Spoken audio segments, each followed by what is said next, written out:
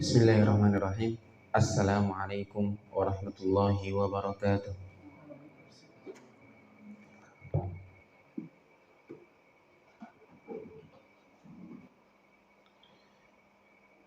Innal hamdalillah nahmaduhu wa nasta'inuhu wa nastaghfiruh wa na'udzu bihi min shururi anfusina wa sayyiati a'malina. May yahdihillahu fala mudilla lahu wa man yudlil fala hadiya lahu. Asyhadu an la ilaha illallah wahdahu la syarika lahu wa asyhadu anna Muhammadan abduhu wa rasuluhu la nabiyya wa la rasula ba'dah. Amma ba'd. Allahumma salli wa sallim ala abdika wa rasulika Muhammadin wa ala alihi wa sahbihi ajma'in. Ikhwafillah rahimakumullah. Mari kita panjatkan syukur kita untuk mengawali sore yang mulia ini dan berkah ini insyaallah dengan selalu memuji, mengucap alhamdulillah atas segala nikmat yang Allah Subhanahu wa taala berikan kepada kita. Sebagaimana Allah tidak bosan-bosannya memberikan nikmat kepada kita, maka kita pun jangan sampai merasa bosan untuk mengucap syukur alhamdulillah kepadanya atas nikmat yang Allah Subhanahu wa taala berikan. Di antara nikmat yang patut selalu kita renungkan dan selalu kita syukuri adalah nikmat Islam atau nikmat hidayah, di mana nikmat ini bisa dikatakan lebih berharga, lebih mahal daripada makan, minum, ataupun nafas biasa. Ketika orang sudah mendapati Islam, kemudian menjalani sunnahnya, sunnah Rasulullah SAW, menjauhi hal-hal yang dilarangnya, meninggalkan hal-hal yang tidak diperintahkannya, maka ini lebih penting, lebih berharga daripada makan, minum, ataupun bernafas. Digambarkan oleh para ulama, karena nikmat duniawi itu kerugiannya hanya sebatas di dunia saja. Ketika kita tidak memilikinya, nikmat makan misalnya, hanya lapar saja di dunia. Air misalnya, hanya haus saja di dunia.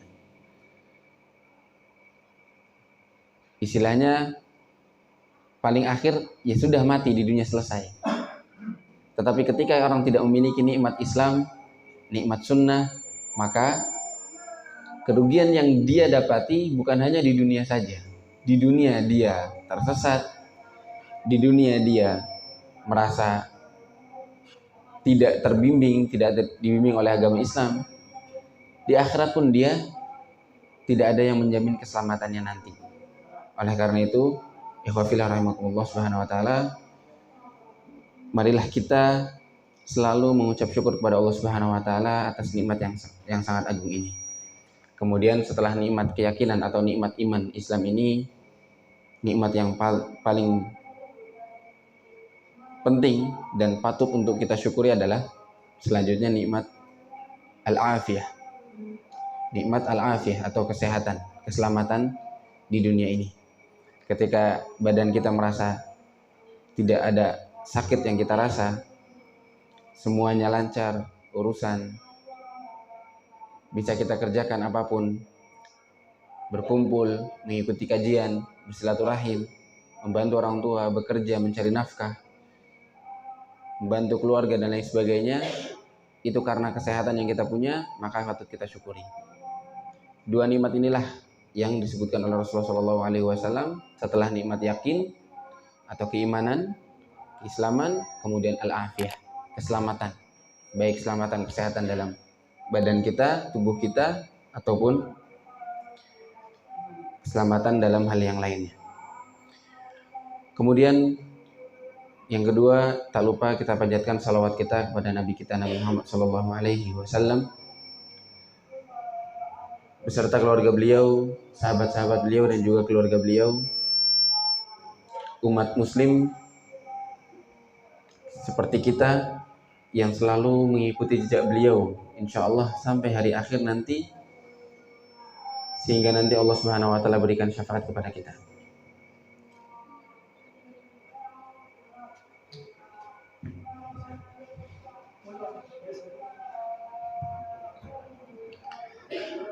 Wa rahimakumullah. Pada kesempatan kali ini,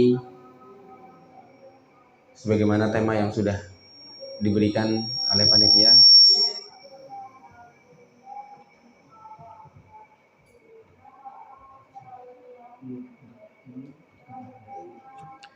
yaitu bagaimana mewujudkan ketakwaan pada bulan Ramadan ini.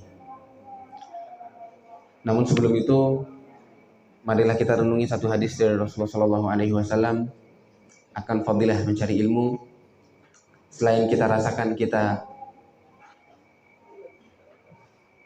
ketahui sendiri, sadari sendiri bahwasanya wajibnya mencari ilmu, kita juga patut mengetahui fadilah berkumpul-kumpulnya dalam rangka membacakan ayat-ayat Al-Quran dan hadis-hadis Rasulullah SAW. Karena tak ubahnya berkumpulnya kita atau kajian apapun, ceramah apapun, intinya adalah membacakan ayat-ayat Allah Subhanahu wa taala, menerjemahkannya, memahami maknanya, menjelaskan pendapat ulama atau menyampaikan penjelasan ulama terkait ayat dan hadis tersebut, sehingga kita bisa menambah khazanah ilmu kita.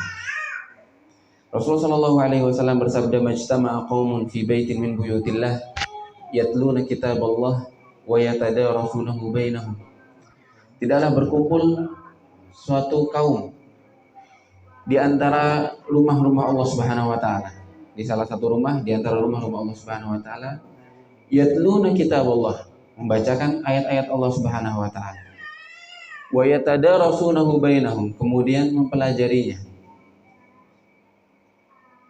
Illa nazalat alaihimus sakinah, melainkan Allah Subhanahu wa taala akan turunkan ketenangan pada dirinya, pada diri mereka yang berkumpul dalam rangka mempelajari Al-Qur'an ini. Memang di dalam hadis disebutkan rumah-rumah Allah Subhanahu wa taala. Namun para ulama mengatakan baik yang berkumpul di rumah ataupun di luar rumah Allah, di masjid ataupun di luar masjid, selama yang disampaikan atau yang dipelajari adalah ayat-ayat Allah Subhanahu wa taala, maka diharapkan juga mendapat fadilah dari hadisnya. Fadilahnya itu yang pertama, mendapatkan sakinah, ketenangan, dan alhamdulillah semoga kita selalu mendapatkan ketenangan sebagaimana yang kita rasakan sekarang. Wa ghasyiyatuhumur rahmah, Allah akan lingkupi kita dengan kasih sayangnya, dan kasih sayang ini yang mahal. Kasih sayang ini yang mahal, sebagaimana disebutkan oleh Rasulullah SAW bahwasanya masuknya surga seorang muslim itu bukan karena amalannya.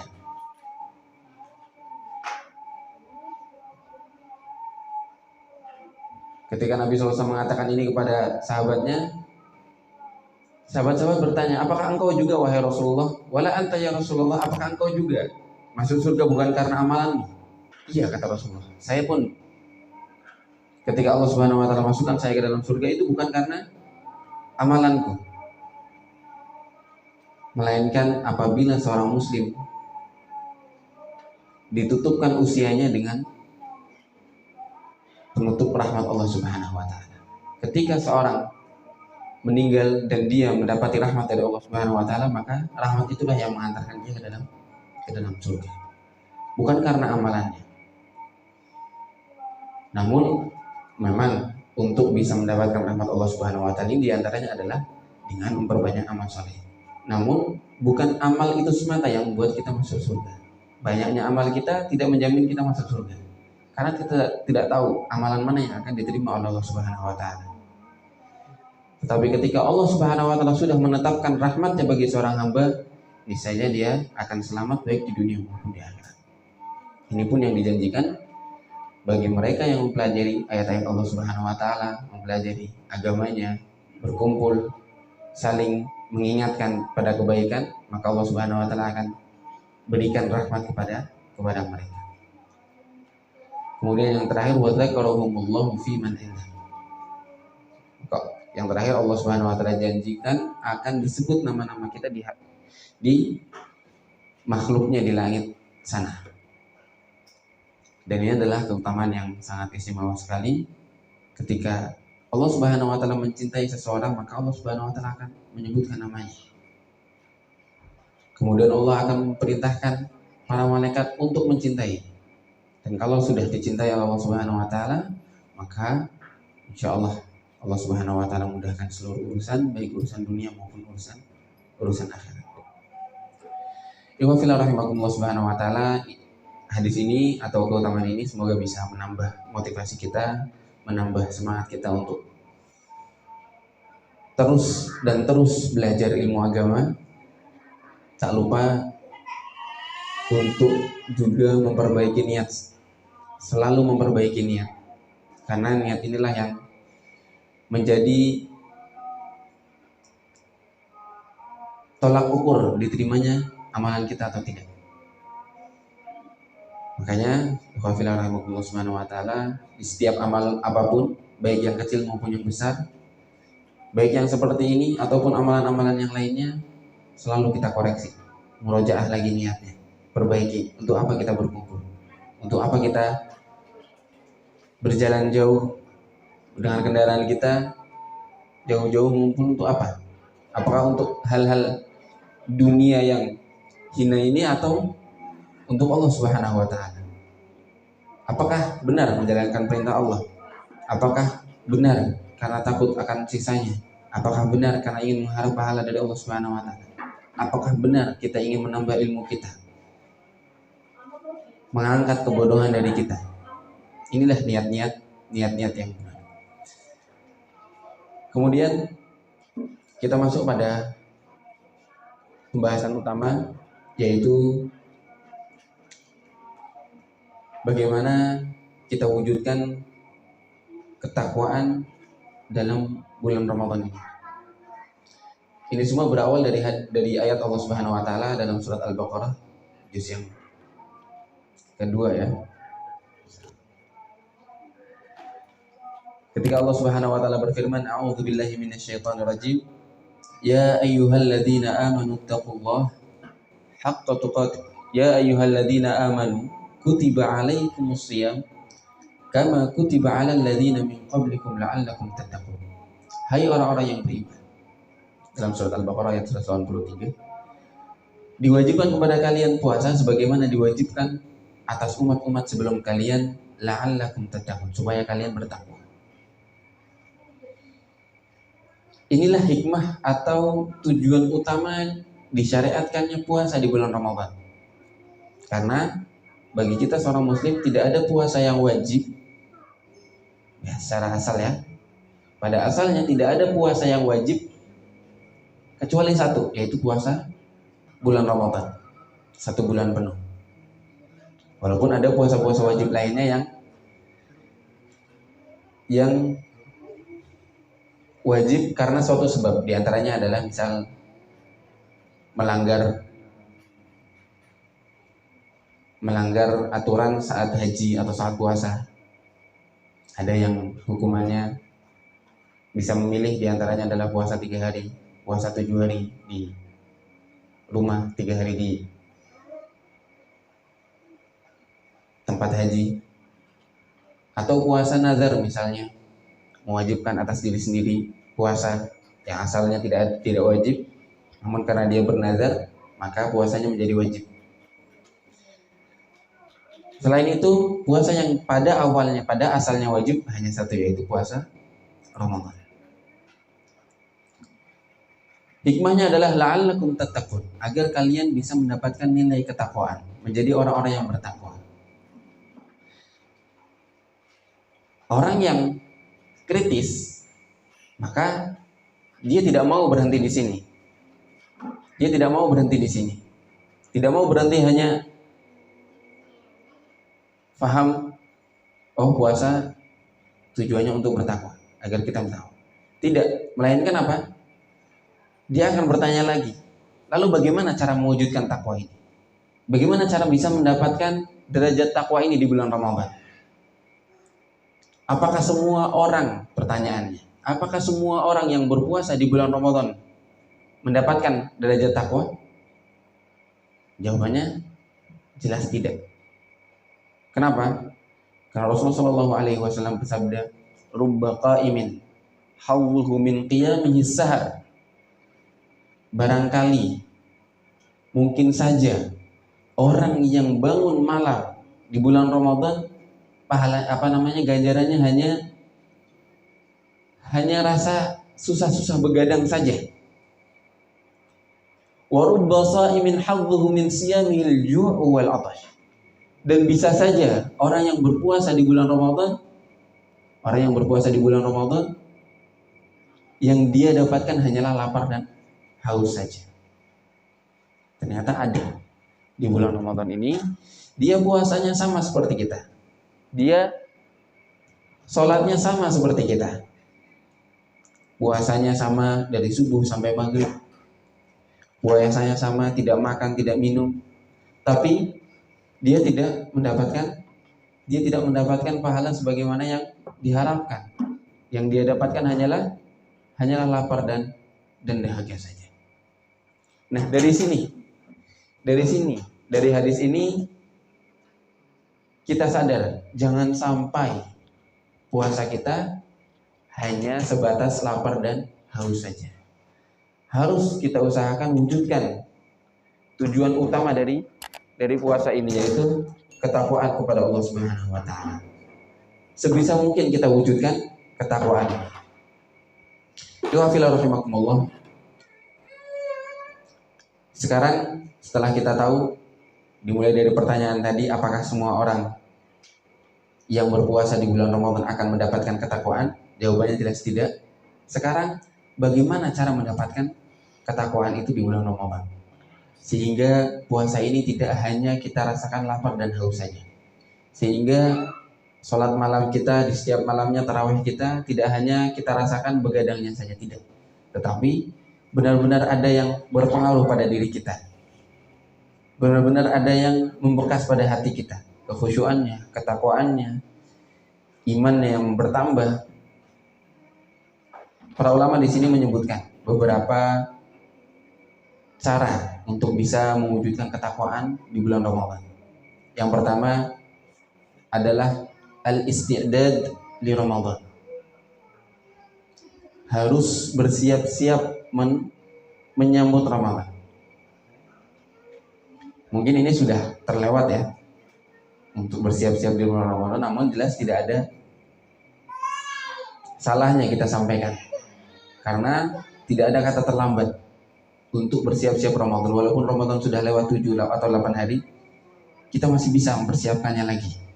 Tujuannya apa? Untuk memaksimalkan. Kenapa kita harus mempersiapkan bulan Ramadan? Mempersiapkan diri kita menyambut bulan Ramadan.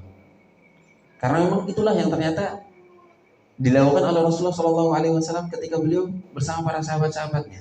Sebelum datang bulan Ramadan, Rasulullah selalu mengingatkan mereka, wahai para sahabat, ini loh bulan Ramadan bentar lagi datang. Apa yang beliau sabdakan dalam satu hadis yang diriwayatkan oleh Imam Ahmad dan An-Nasa'i dan juga disahihkan oleh Al-Albani. Beliau bersabda, qad ja'akum syahrun mubarak. Dalam riwayat yang lain, atakum syahrun mubarak.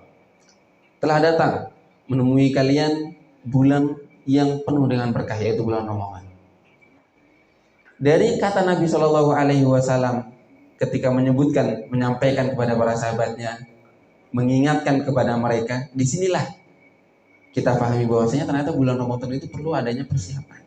Sebelum bertemu bulan Ramadan, untuk menyambutnya perlu adanya persiapan. Apa yang harus disiapkan?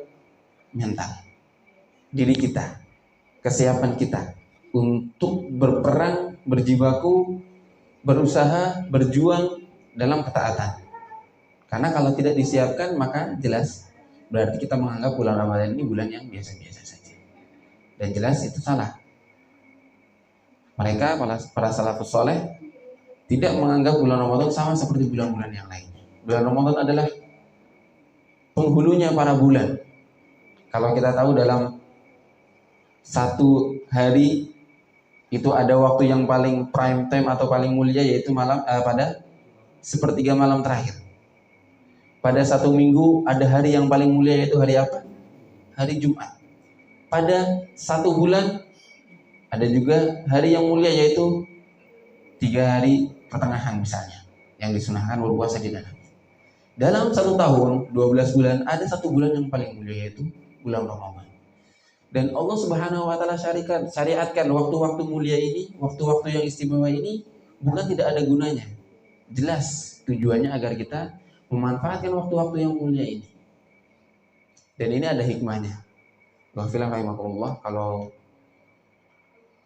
antum tahu usia umat sebelum kita itu umurnya satu orang bisa ratusan tahun. Di atas 100 tahun semua. Rata-rata. Tahun Nabi Nuh alaihissalam, berapa tahun beliau berdakwah? 900 tahun lebih. Berarti umurnya lebih dari itu jelas. Namun apa yang Allah Subhanahu wa taala syariatkan atau jadikan sunnatullah dalam umat Islam ini, umatnya Nabi Muhammad ini? Kata Rasulullah, a'maru ummati ma baina 60 wa 70. Umurnya umatku antara 60 sampai 70 tahun saja rata-ratanya. Wa qalilun man yajuzu dzalik. Sedikit yang bisa melampaui umur 70 tahun itu. Kebanyakan ya udah 60 70 tahun udah siap-siap. Nah, kenapa Allah Subhanahu wa taala berikan umatnya Nabi Muhammad itu pendek-pendek usianya? Sedangkan umat-umat sebelum Nabi Muhammad panjang-panjang. Ternyata Allah bukan tidak adil. Allah itu maha adil, maha bijaksana. Allah Subhanahu wa taala istimewakan umat ini dengan amalan-amalan yang dikerjakannya singkat, tapi pahalanya sama seperti umat-umat itu. Salat 5 waktu. Dulu ketika Nabi SAW diangkat Isra Mi'raj, awalnya disyariatkannya berapa waktu? 50 waktu, tapi Allah Subhanahu wa taala jadikan cukup 5 waktu saja. Tapi pahalanya sama seperti 50 waktu. Berpuasa. Puasa Ramadan 30 hari ditambahi puasa Syawal 6 hari, pahalanya sama seperti puasa. Belum lagi di malam Lailatul Qadar, salah satu malam di bulan Ramadan, yang pahalanya bukan seperti 1000 bulan, tetapi lebih baik daripada 1000 bulan. 1000 bulan berapa tahun? Itu sendiri. Kalau seandainya 1000 bulan dijadikan usia kita, maka sudah sangat tua renta kita. Butuh waktu yang lama untuk menjalankan ibadah ini, yang pahalanya 1000 bulan, lebih dari 1000 bulan. Tapi apa? Allah Subhanahu wa taala siapkan bagi umat Islam ini waktu-waktu yang mulia, yang istimewa, beribadah di waktu itu ganjarannya bisa lebih banyak, bahkan melampaui ganjaran ibadahnya umat-umat sebelum kita.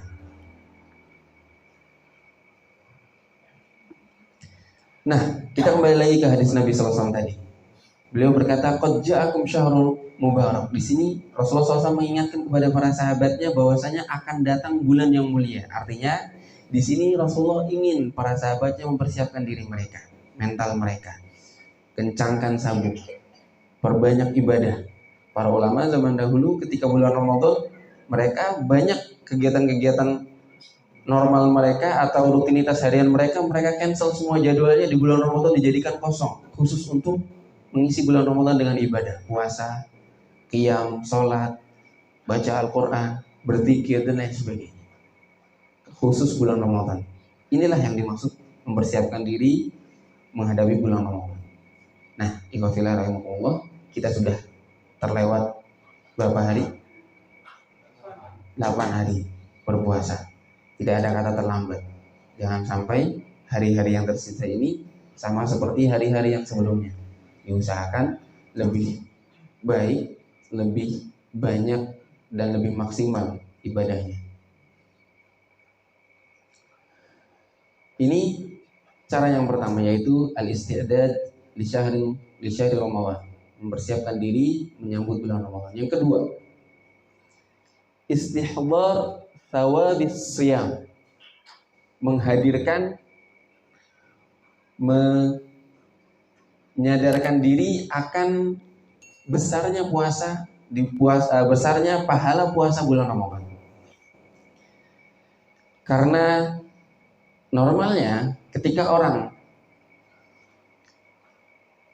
yang satu berpuasa tanpa mengingat pahala besar yang ada dalam puasa Ramadan, dengan yang lainnya yang berpuasa dengan menghadirkan pahala yang besar yang ada di bulan Ramadan, mengingat-ingat sebelum berpuasa, itu hasilnya berbeda. Yang pertama yang tanpa mengingat dirinya, tanpa menghadirkan pahala besar ini, dia akan berpuasa seadanya. Bahkan seakan-akan dia berpuasa menganggapnya sebagai kebiasaan saja. Orang-orang puasa, ya saya juga puasa. Udah gitu aja, selesai. Allah Subhanahu wa taala mewajibkan puasa, ya sudah saya puasa. Jangan sampai saya meninggalkan kewajiban saya ini, selesai. Tetapi lain lagi orang yang kalau dia sebelum berpuasa, dia tahu betul betapa besar pahala yang Allah Subhanahu wa taala siapkan dalam puasa itu. Salah satunya adalah hadis Rasulullah SAW yang menyebutkan, menjelaskan tentang hadis qudsi ya. Firman Allah Subhanahu wa taala, namun maknanya dari Allah, namun lafaznya dari Rasulullah SAW, atau sering kita sebut dengan hadis qudsi. Firman Allah Subhanahu wa taala, tapi Nabi SAW yang menyampaikan. Kata Rasulullah, qala Allah taala, Allah Subhanahu wa taala berfirman, kullu amal ibni Adam lah, setiap amalan anak Adam itu akan kembali kepada dirinya, akan diberikan balasan kepadanya, semua amalannya. Wal hasanatu bi asyri amsalihha, dan kebaikan, setiap kebaikan satu akan diganjar 10 kali lipat dari kebaikan itu. Ila 700 dhifin, sampai 700 kali lipat. Semua amalan, kata Allah Subhanahu wa taala, illa siyam, kecuali puasa. Fa innahu li wa ana ajzi bihi. Kecuali puasa. Puasa ini ibadahnya akan kembali kepadaku secara asal, dan aku sendiri, kata Allah Subhanahu wa taala, yang akan membalasnya dengan balasan yang tidak ada hitungannya. Kalau ibadah tadi, kata Allah Subhanahu wa taala, semua amalan anak Adam, satu kebaikan akan diganjar 10 sampai 700 kali lipat. Ini normalnya. Tapi Allah Subhanahu wa taala mengatakan illa siyam, kecuali puasa. Puasa itu urusanku dengan hambaku. Tidak ada yang tahu ya. Puasa itu kan nggak kelihatan ya. Saya tidak tahu siapa yang di sini berpuasa, siapa yang tidak berpuasa, karena puasa tidak kelihatan. Yang tahu hanya yang berpuasa itu sendiri dan Allah Subhanahu wa taala. Makanya kata para ulama, ibadah puasa ini juga bisa dijadikan latihan kita untuk memperbaiki niat kita, memperbaiki niat ikhlas. Karena puasa ini yang tahu ya hanya kita dan Allah Subhanahu wa taala saja. Dan dari sini ya yang dimaksud illa siyam fa innahu li, kecuali puasa, karena sesungguhnya puasa itu untukku wa ana ajzibi, dan aku sendiri yang akan membalasnya, memberikan balasan yang tidak ada hitungan khusus. Tidak pakai hitungan 1 kali 10 kali 700, tidak. Tetapi saya sendiri yang akan, hitungannya bisa lebih dari itu. Nah, ketika kita tahu betapa besar pahala yang Allah Subhanahu wa taala siapkan dalam ibadah puasa ini, dari sini kita akan bisa memaksimalkan, lebih memaksimalkan lagi amal ibadah puasa di bulan Ramadan. Oleh karena itu ini pentingnya menghadirkan niat. Ya. Pentingnya menghadirkan niat dalam setiap amalan, selalu memperbaiki niatnya. Satu faedah penting tentang niat. Niat itu ada 2 macam sebagaimana disebutkan oleh Syekh Al-Utsaimin. Niyatul amal wa niyatul ma'muli lahu. Yang pertama, macam niat yang pertama adalah niat amalannya apa? Ya, niat apa yang dikerjakan. Misal sholat, ya udah kita niatkan sholat. Sholat apa? Sholat fardu. Fardu apa? Zuhur, asar, maghrib, isya, kita niatkan. Walaupun kita cukupkan niat itu di dalam hati tanpa melafadzkannya, tapi perlu kita sebutkan. Maksudnya kita hadirkan dalam hati kita, kita sadari kita itu sedang ibadah apa. Itu namanya niatul amal. Sama puasa juga. Puasa apa? Puasa Ramadan. Hukumnya apa? Wajib. Kita sedang puasa wajib bulan Ramadan. Salat pun seperti itu. Bedakan niatnya. Niat salat wajib atau salat sunnah. Kalau salat sunnah apa? Salat sunnah duha, salat sunnah witir, salat sunnah tahiyatul masjid, dan salat sunnah yang lain. Itu namanya niatul amal. Macam niat yang kedua adalah niatul ma'muli lahu. Niat untuk siapa amalan ini kita kerjakan. Untuk siapa amalan ini untuk kita kerjakan? Jelas untuk Allah Subhanahu wa taala, lillahi taala. Inilah yang dimaksud dengan ikhlas.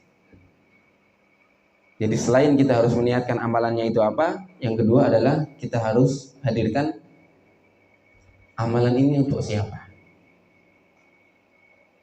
Dari sini kita tahu pentingnya menghadirkan niat dan selalu memperbaiki niat dalam setiap amalan kita. Kemudian ikhwan sekalian yang dirahmati Allah Subhanahu wa taala, tips yang ketiga adalah kata para ulama, sum 'anil haram qabla shaumika 'anil halal. Berpuasalah, menahan diri dari hal-hal yang haram sebelum kita mulai berpuasa, menahan diri dari hal-hal yang halal. Apa maksudnya? Berpuasa itu normalnya puasa Ramadan ya. Ketika kita sebutkan istilah puasa, ya maksudnya puasa dari hal-hal yang halal. Halal boleh kita kerjakan dan kita makan, kita lakukan ketika kita tidak berpuasa. Tetapi ketika berpuasa kita tahan yang halal-halal ini. Kita hindari yang halal-halal ini. Sebelum Ramadan kita boleh makan, minum. Yang berkeluarga boleh berhubungan suami istri di siang hari. Tetapi ketika di Ramadan kita harus berpuasa dari hal-hal yang sebenarnya halal ini. Makan, minum, dan lain sebagainya. Tapi kata para ulama, sebelum kita berpuasa dari hal-hal yang halal ini, kita juga harus berpuasa dari hal-hal yang haram. Berpuasa dari hal-hal yang haram. Apa maksudnya? Dari berkata kotor, kita tahan. Dari melakukan perbuatan maksiat, kita tahan. Dari mendengarkan hal-hal yang maksiat, kita tahan. Inilah maksudnya berpuasa dari hal-hal yang haram sebelum kita berpuasa dari hal-hal yang halal. Ini berawal dari hadis Rasulullah SAW yang selalu kita dengarkan, selalu diulang-ulang di bulan puasa, mengingatkan kita bahwa puasa itu ada yang cuman mendapatkan lapar dan haus saja, yaitu adalah orang yang tidak menjaga perkataan dan perbuatannya dari hal-hal yang kecil. Rasulullah SAW bersabda, hadis ini sahih diriwayatkan oleh Imam Al-Bukhari, man lam yada' qawla zuri wal amala bihi falaysa lillahi hajatun fi an yada'a ta'amahu wa syarabahu. Barang siapa yang tidak meninggalkan perkataan zur, perkataan dusta, wal amala bihi, dan perbuatan dusta atau perbuatan keji, maksiat dan lain sebagainya, falaysa lillahi hajah, maka Allah tidak ada urusan dengan orang tersebut saat orang tersebut meninggalkan makan dan minum. Gak ada urusannya. Allah tidak peduli kamu mau tidak makan, tidak minum, ya sudah, memang kewajiban kamu gugur. Kewajiban puasa kamu yang diwajibkan, rukun Islam yang ada yaitu puasa di bulan Ramadan gugur memang. Kamu seorang muslim, tapi pahala karena kamu tidak meninggalkan perkataan kotor, perkataan dusta, perbuatan kotor, perbuatan keji, maka tidak ada pahala yang terjamin untukmu. Oleh karena itu, ketika kita berpuasa yang zahir, yaitu puasa yang normal, menjauhkan diri kita dari hal-hal yang halal, kita juga wajib menjadikan diri kita berpuasa dari hal-hal yang lain, berpuasa dari hal-hal yang haram. Mata kita, telinga kita, mulut kita, tangan kita, dan lain sebagainya.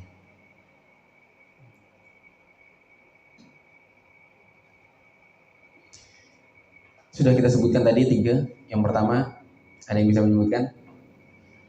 Sebelum kita tambah lagi. Ada yang ingat yang pertama apa? Mempersiapkan, benar. Yang kedua, menghadirkan besarnya pahala bulan Ramadan. Yang ketiga apa? Berpuasa dari hal-hal yang haram. Berpuasa dari hal-hal yang haram. Sekarang kita lanjutkan yang keempat. Kata para ulama, kalau ingin memaksimalkan bulan Ramadan dan mendapatkan predikat takwa sebagaimana yang disebutkan dalam Al-Qur'an, la'allakum tattaqun, kata para ulama, ish ma'al Qur'an. Aish ma'al Qur'an. Hiduplah bersama Al-Qur'an. Selalu bersamai Al-Qur'an. Hadirkan Al-Qur'an di setiap kehidupan kita, khususnya di bulan Ramadan. Karena bulan Ramadan sering juga kita sebut dengan bulan Al-Qur'an, Syahrul Qur'an. Kenapa? Karena memang sering sekali Al-Qur'an dan puasa disandingkan. Di antaranya Al-Qur'an diturunkan di bulan Ramadan. Kemudian ada hadis Nabi SAW yang menyebutkan bahwasanya puasa dan Al-Qur'an akan memberikan syafaat di hari kiamat. Disebutkan berbarengan. Rasulullah SAW bersabda, "As-siyamu wal Qur'anu yashfa'ani lil 'abdi yaumal qiyamah." Puasa dan Al-Qur'an kelak akan memberikan syafaat, pertolongan kepada hambanya di hari kiamat. Syafaat ini bermacam-macam. Syafaat ini, pertolongan ini dari Al-Quran ataupun dari puasa itu bermacam-macam. Bisa menjauhkan kita dari siksa neraka, atau bisa mengangkat derajat kita, atau bisa menambah kenikmatan yang akan kita dapati di surga kelak. Inilah syafaat-syafaat yang nanti akan kita dapatkan dari Al-Quran dan dari puasa. Sampai-sampai disebutkan nanti di hari akhirat puasa dan Al-Quran akan berbicara. Bagaimana ceritanya, bagaimana kondisinya, bagaimana peristiwanya, tidak ada yang tahu Allah. Kita hanya beriman bahwasanya nanti puasa dan Al-Quran akan berbicara di hari kiamat. Yaqulu siyam, puasa akan berkata, ay Rabb, wahai Rabbku, mana'tuhu at-ta'ama wasyaraba wasyahawati bin nahar.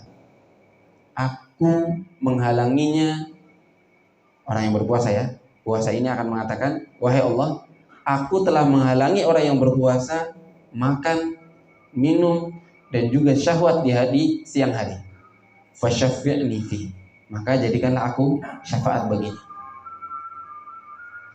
Wa yaqulul Qur'an, kemudian Al-Qur'an juga berkata di hari kiamat, ay Rabb, wahai Tuhanku, wahai Allah, mana'tuhun nauma bil lail, aku telah menghalanginya dari kenikmatan tidur di malam hari. Karena orang kalau baca Al-Quran ya harus meninggalkan rasa kantuk agar dia bisa menambah waktu membaca Al-Quran. Karena seringnya orang membaca Al-Quran di waktu luang. Waktu luang itu waktu istirahat. Setelah orang selesai bekerja, mengerjakan hal-hal yang wajib di siang hari, barulah dia bisa mendapati waktu luang di malam hari.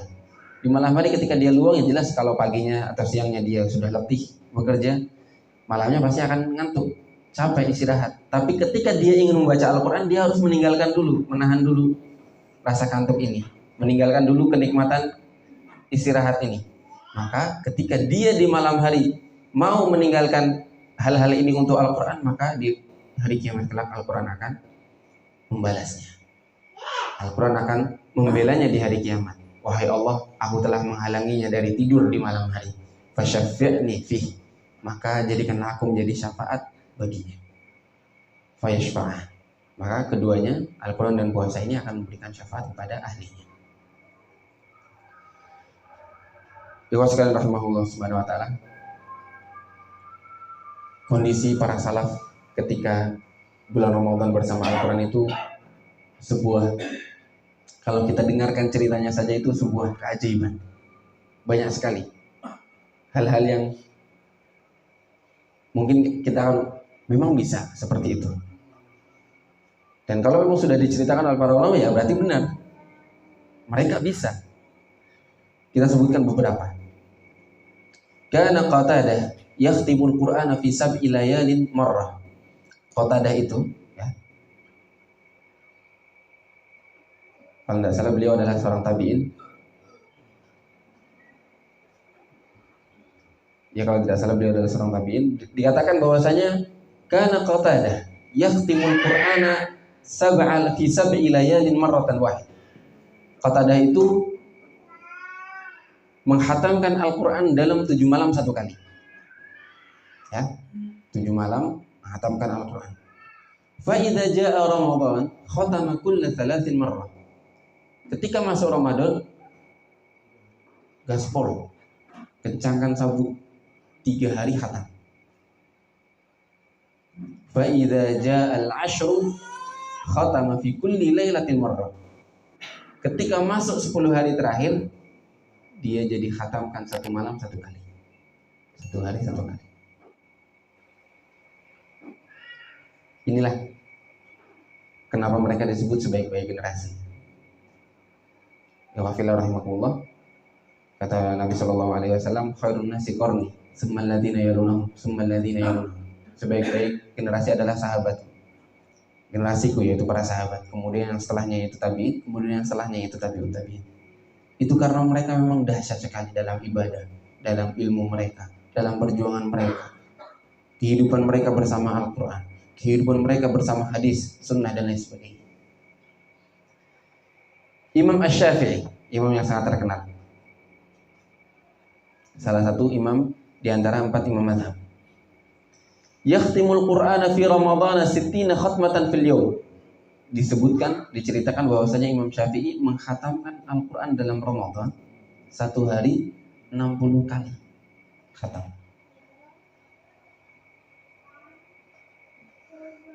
Dahsyat sekali.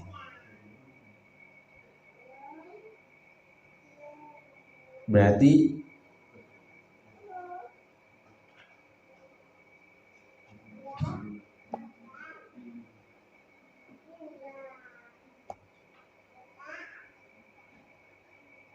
mohon maaf, ini mungkin maksudnya satu Ramadan 60 kali ya, bukan satu hari 60 kali.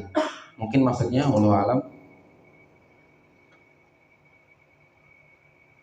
satu Ramadan 30 hari 60 kali khatam Al-Quran.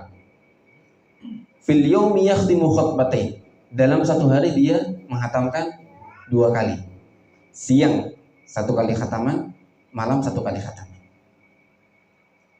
Makanya disebutkan satu Ramadan, 1 bulan 60 kali khataman. Ini Imam Syafi'i.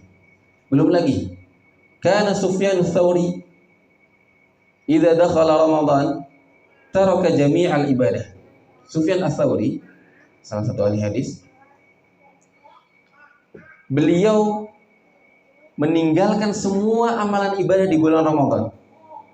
Wa aqbala ala qiraatil Qur'an, dan menggantinya khusus hanya untuk memperbanyak baca Al-Quran. Jadi boleh saja ya, karena itu kan amalan-amalan pilihan ya. Sufyan Ats-Tsauri memilih untuk dirinya amalan-amalan yang lain dia pending, khusus Ramadan masuk dia fokuskan dalam Al-Quran. Wa kana Malikun rahimahullah, Imam Malik rahimahullah, idza dakhala Ramadan yafirru min qiraatil hadis wa mujalasati ahli ilm. Khusus di bulan Ramadan dia kabur dari majlis-majlis hadis. Karena Imam Malik adalah seorang muhadis juga, selain beliau imam di dalam mazhab Maliki, beliau juga seorang ahli hadis. Ada kitabnya yang terkenal yaitu Al-Muwatta dan juga hadis-hadis yang lainnya. Ketika bulan Ramadan beliau menghindari majlis-majlis hadis dan fokus terhadap Al-Quran. Inilah kehidupan mereka bersama Al-Quran. Kita yang belum memiliki jaminan apa-apa, tidak ada fadilah khusus yang disebutkan oleh Rasulullah SAW sebagaimana mereka, seharusnya kita lebih bersemangat. Bahkan Rasulullah SAW saja yang dijamin masuk surga, diampuni dosa-dosanya, itu masih selalu bersemangat beribadah, sholat sampai bengkak kakinya, membaca Al-Quran. Seharusnya kita lebih bersemangat, dan ini menunjukkan juga rasa syukur kita kepada Allah Subhanahu wa Ta'ala. Iwafillah rahimakumullah. Kemudian setelah yang keempat ini, perbanyak kebersamaan kita bersama Al-Quran, yaitu yang kelima, la tufarrid fil qiyam. Jangan menyia-nyiakan salat malam. Di antara tips atau saran dari para ulama bagi mereka yang ingin mendapatkan derajat ketakwaan di bulan Ramadan ini, hendaknya lebih serius dan fokus dan khusyuk dan semangat lagi dalam menjalankan salat malam.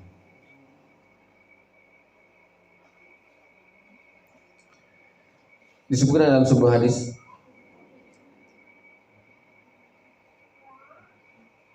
suatu saat pawangnya langit atau penjaganya langit, Aminul Wahyi, yaitu malaikat Jibril alaihissalam, turun kepada Rasulullah SAW berkata, "Ya Muhammad, ish ma syi'ta fa innaka mayyit." Wahai Muhammad,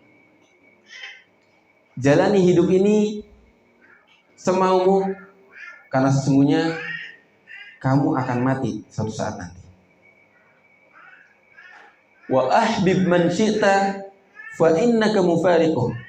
Cintai di dunia ini siapapun yang kamu mau, karena sesungguhnya suatu saat kamu akan meninggalkannya, akan berpisah dengannya. Silakan cinta kepada siapa saja, silakan jalani hidup ini semau kalian, karena suatu saat kalian akan mati. Wa'mal ma syi'ta fa innaka majziyun bih.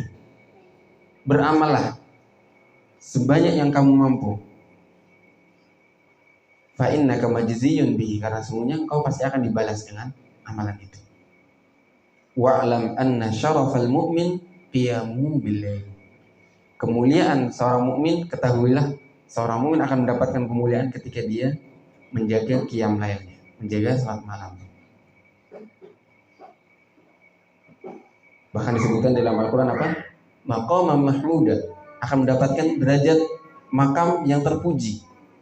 Makom yang terpuji, orang yang menjaga salat malam, dia akan memiliki derajat yang berbeda, baik di sisi Allah Subhanahu wa taala ataupun di sisi manusia. Wa izzahu istighna'uhu 'anil nas.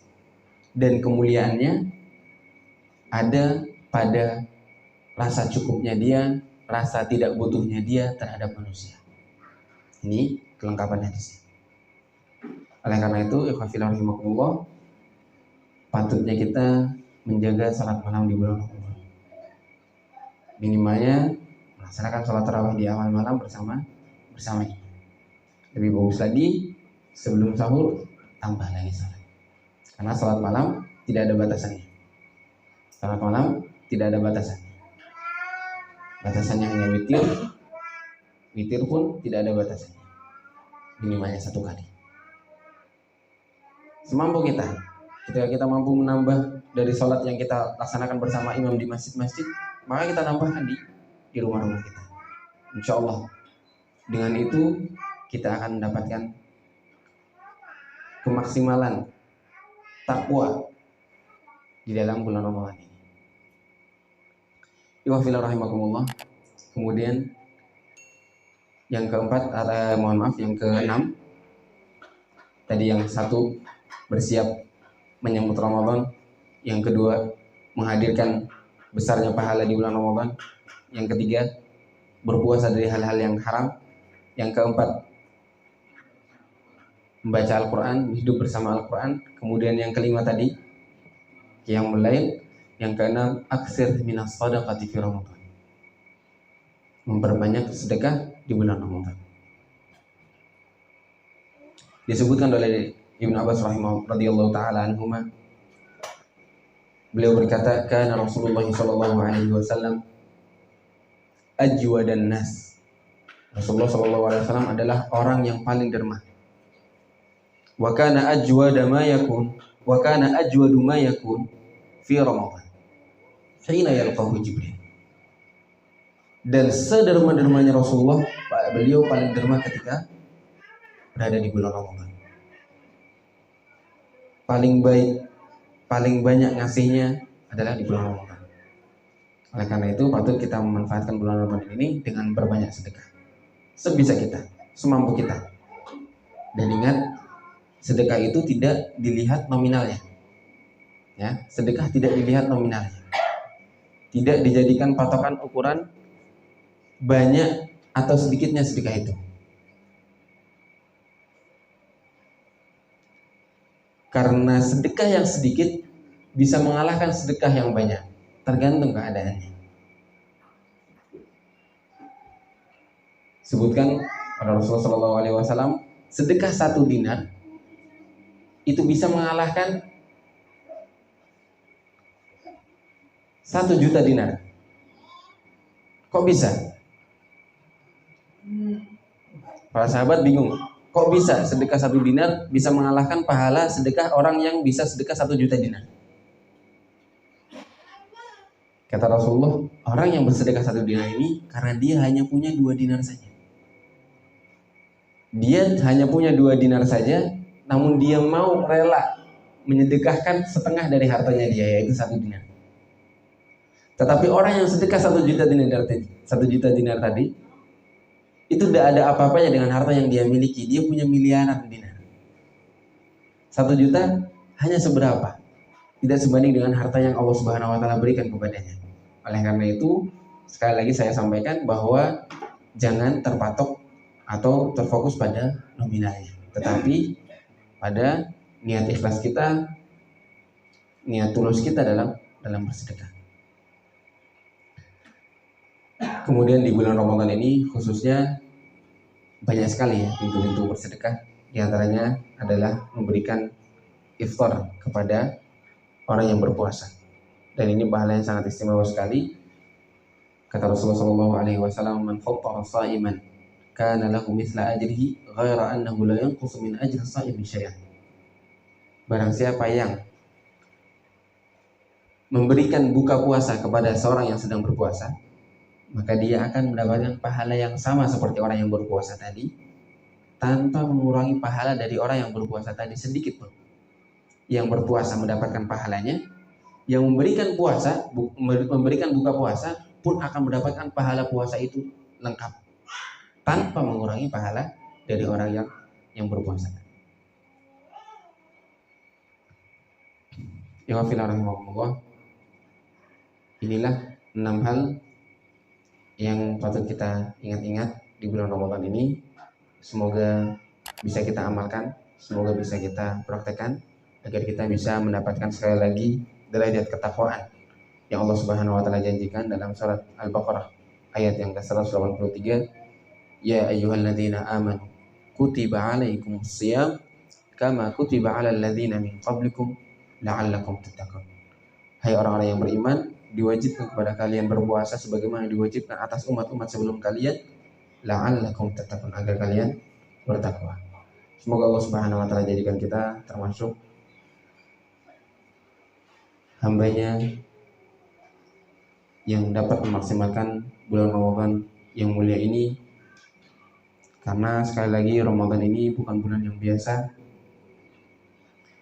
Saya tutup kesempatan kali ini dengan satu hadis ketika Rasulullah SAW suatu saat naik ke atas mimbar untuk mau berkhutbah. Ketika beliau naik mimbar, diketahui mimbar Rasulullah SAW itu terdiri dari 3 tingkat tangga, 3 tangga. Jadi mimbar Rasulullah SAW itu ada 3 tangga. 1 tangga pertama yang beliau naiki, kemudian tangga kedua yang digunakan untuk berdiri beliau, kemudian tangga ketiga.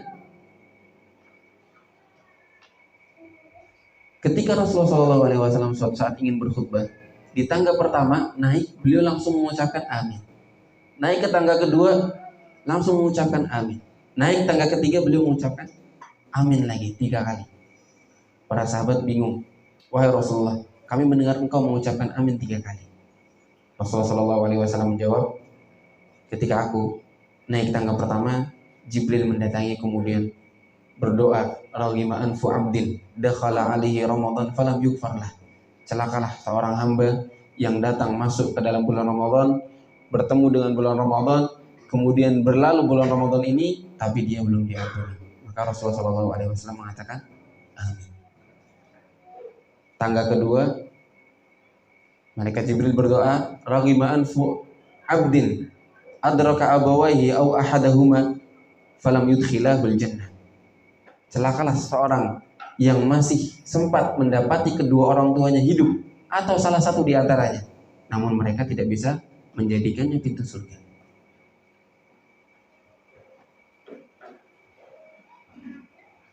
Maka Rasulullah SAW pun mengucap amin.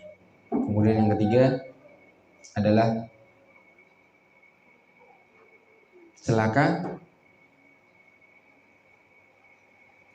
raghima anfu rajulin dzukirta indahu falam yusalli alaik. Celakalah mereka yang ketika namamu disebutkan di depannya tapi tidak mengucap salawat. Maka Nabi SAW pun mengucap amin. Dari hadis ini kita ketahui bahwasanya Rasulullah SAW dan malaikat Jibril mendoakan kecelakaan bagi mereka yang datang bulan Ramadan kemudian lewat tapi dia belum mendapatkan ampunan. Karena bulan Ramadan ini adalah bulan penuh dengan ampunan. Kata Rasulullah, walillahi utaqa'un minan nari wa dzalika kullal lailah. Allah Subhanahu wa taala akan membebaskan hamba-hambanya dari api neraka di bulan Ramadan, dan itu terjadi di setiap malam. Semoga Allah Subhanahu wa taala menjadikan kita termasuk di antara mereka yang dibebaskan dari api-api neraka. Allah Subhanahu wa taala kumpulkan kita sebagaimana Allah kumpulkan kita di tempat yang mulia ini. Allah kumpulkan lagi di surganya kelak, amin ya rabbal alamin. Saya cukupkan sampai sini. Kita tutup dengan doa kafaratul majlis. Subhanallah. Setelah ini silahkan jamaah bisa memanfaatkan waktu untuk banyak berdoa, karena sebelum berbuka puasa termasuk waktu-waktu yang diijabahi doa-doa yang diangkat atau dipanjatkan di bumi kita.